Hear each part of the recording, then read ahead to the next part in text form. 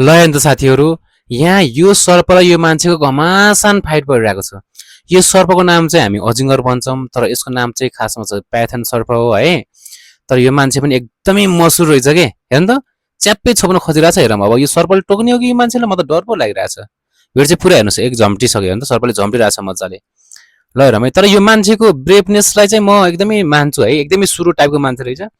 हेर्नु त पुरै सर्प छोप्न लागिरहेछ, सर्पले पनि झम्टिरहेछ। हेरौँ है कसरी हेरेको छ हेर्नु त सर्पले, ओहो। तर मान्छे पनि खत्रै हो कि, हेर्नु त कसरी तल हेर्नु त जिस्काइरहेछ अझ, हेर्नु त।